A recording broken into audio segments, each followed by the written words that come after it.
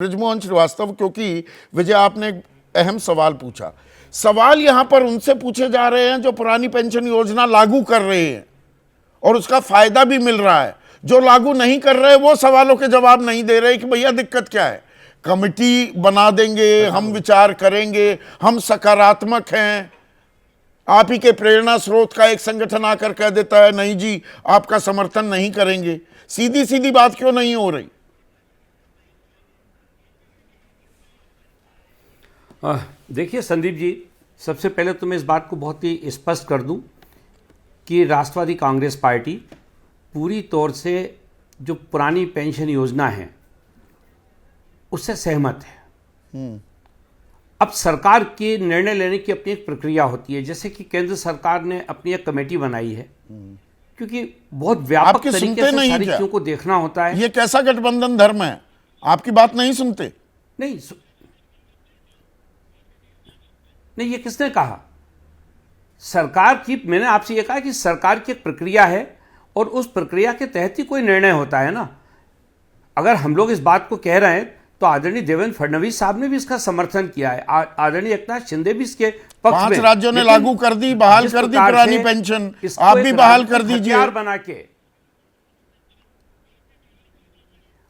वो स्थिति भी आएगी उसका, मैंने कहा ना, सरकार उस दिशा में चिंतन कर रही है, सरकार उस दिशा में प्रयास कर रही है। चिंतन कर रही है या नफे नुकसान का आकलन किया जा रहा है 3 तारीख के बाद कि भाई 5 में से कितने जीते कितने हारे, उसके बाद आकलन करेंगे पुरानी पेंशन योजना लागू हो या ना हो। अब मैं सीधा राजनीतिक सवाल पूछ रहा हूं। संदीप भाई,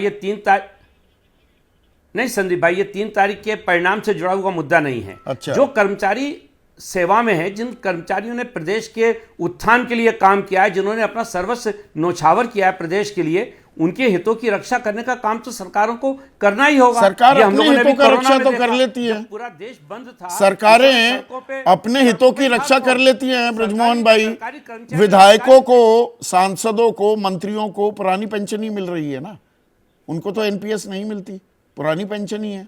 आपके लिए नियम अलग, आम आदमी के लिए अलग। देखिए कि मैं आदरणीय सांसदों और विधायकों की पेंशन को इससे जोड़ के नहीं देख रहा। यहाँ पे मैं कर्मचारियों के हितों की बात कर रहा हूँ, और जो कर्मचारी मैं आपके हितों की बात कर रहा हूँ।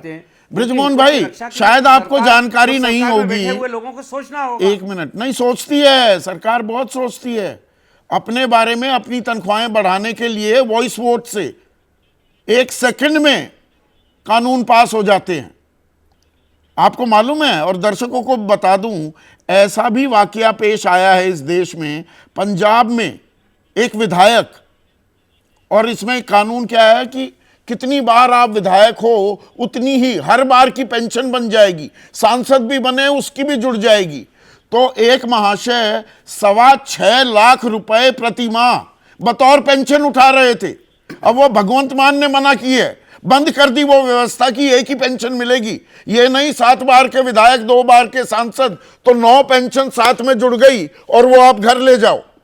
ये भी हो रहा था।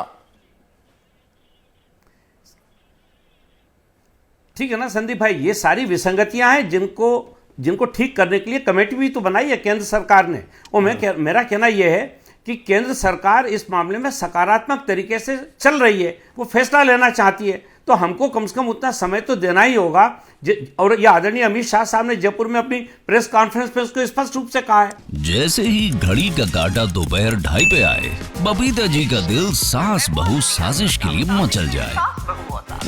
और ये है इनकी बहू, पूरे दिन ऑफिस की टेंशन हो जाए गॉन जब ये करें अपना फेवरेट शो फ्री टाइम पे ऑन। इनकी तरह आप भी देखें अपना फेवरेट शो अपने टाइम पर और डाउनलोड कीजिए एबीपी लाइव ऐप अपने स्मार्ट टीवी पर।